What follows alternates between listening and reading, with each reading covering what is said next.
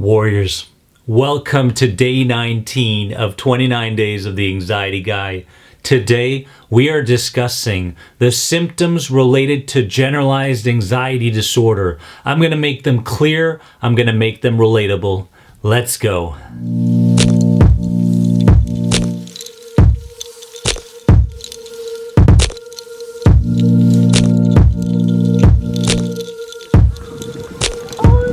Did we find it?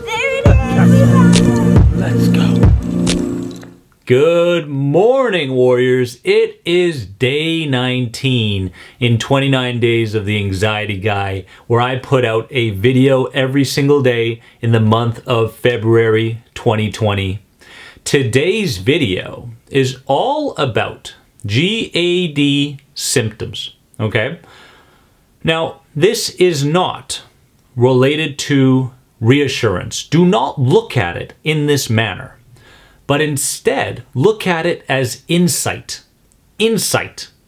And what I'm going to do is I'm going to try to compare each and every symptom to why it occurs and why you may be continuously fueling this symptom even more. Okay? Now let's understand. GAD, okay, Generalized Anxiety Disorder, can present itself mentally through intrusive and unwavering ideas, so you can experience it mentally. You can experience GAD emotionally, so you can sense things. And you can experience GAD physically, so somatically feeling things, okay? Understand that there are an array of symptoms that come with GAD, an array of them. And I usually like to refer to the water balloon effect, okay? I've called it the water balloon effect because it really explains how most people go about healing their anxiety. They find a symptom and they just focus on releasing themselves of the symptom. Is the bath gonna work? Walk's gonna work? I mean, these are good things, but not if you're trying to just reverse a symptom. Okay, it's a mindset idea, mindset issue. So the person squeezes the water balloon over here and water balloon, the water shows up in another area of that balloon and they squeeze it, another symptom trying to disappear, whoop, comes up here. Squeeze it here, comes up there. So they go about their lives constantly coping and managing symptom after symptom, trying to find a solution, always looking at the surface, but never looking below the surface at an unconscious level. Now, symptom number one that comes to my mind when it comes to GAD is a perpetual state of worry. A perpetual state of worry is like this constant feeling like you have to worry, okay? It's not like it just shows up out of the blue. You are literally wiring yourself and acting based on the need to worry more, okay? And very, very, if not extremely common with GAD, right? But when you recognize, if you just recognize what you are doing and why you're doing it that's causing you to stay in this cycle, you can start unraveling new information and reversing this trend of worry. Many people, if not all people out there, worry because it fulfills a need.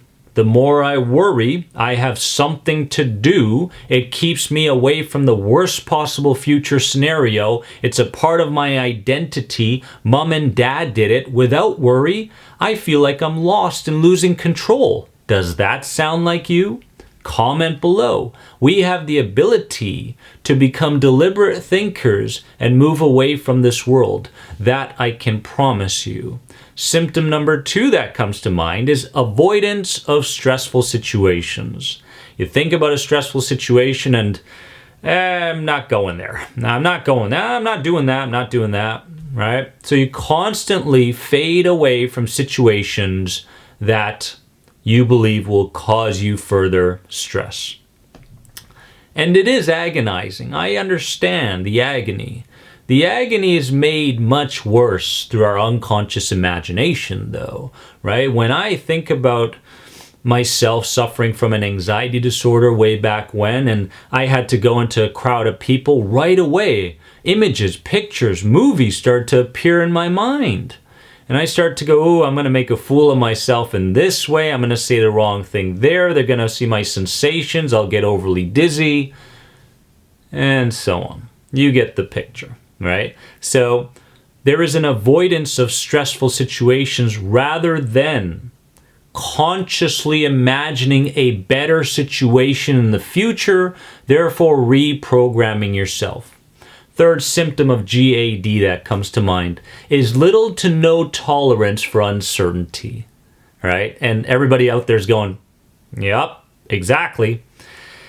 And so anything that's uncertain, right? Uncertain, unfamiliar to a sufferer is kind of like skydiving or bungee jumping, right? It's at that level of doom, okay? And for so long, we've attached this pairing to uncertainty, and our worlds just get smaller and smaller and smaller, and we stay more and more within a comfort zone with comfort people, eating comfort foods, doing comfort things. Next thing you know, we're living a somewhat comfortable but fearful life.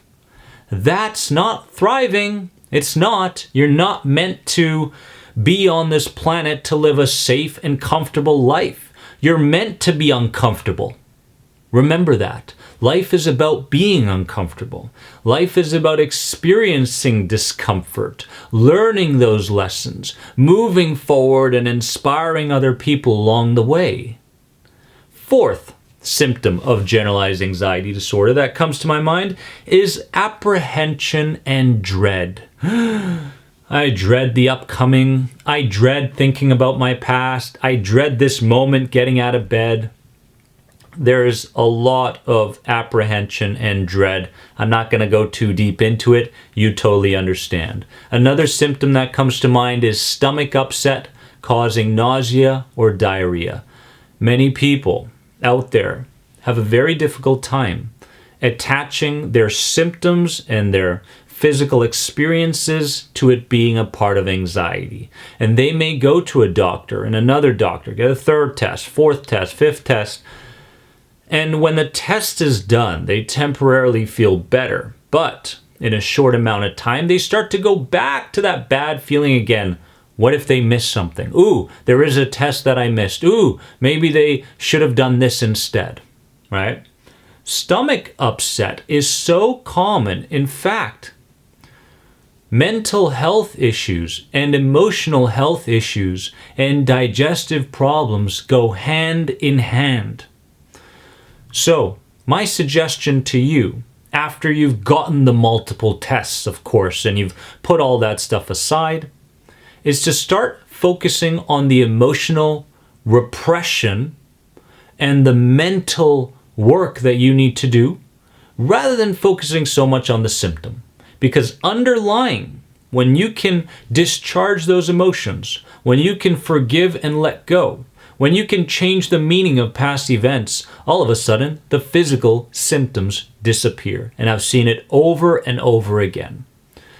Another symptom is constant peeing, right? I gotta pee, right? Why do you pee so much? Well, I drank a lot of water, right? That's usually the response. I drank a lot of water today. Well, you didn't drink that much water. You're just so highly sensitized that your system is making you pee to get out of the current situation that you're in because you're going to make a fool out of yourself. That's basically the judgment from your subconscious. Another symptom is air hunger. I can't get enough air. Why do you think your body does this sort of thing constantly? It's trying to prevent you from making the same traumatic mistake you made from your past. That is such a big part of these symptoms. Get this guy out of here. Do whatever it takes not to face that situation. Very, very common. Another one is depersonalization. Oh my goodness, I feel dizzy. I'm touching things, I don't feel them. I'm hearing things, I don't hear them. I'm seeing things, but it feels like I'm living in a bubble, right? Depersonalization, I had it for many, many years, disappeared when the emotions were balanced with the mental side, the physical, and the spiritual.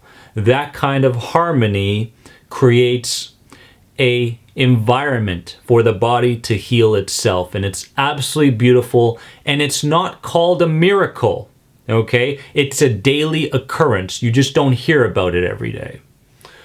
Another symptom is suppressed inner rage. You know, you could be driving and you got this underlying feeling of, oh, I hate myself and I hate the world, right? And someone looks at you funny and you go, ah, and you give them the finger, right? Guy's going, what's wrong with that guy, right?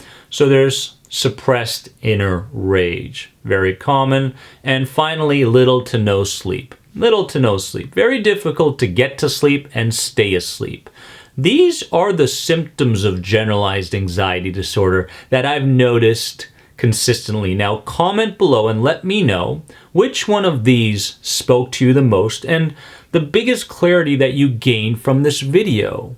If you have any other questions on my newest program, The Inner Circle, head on over to this website right here.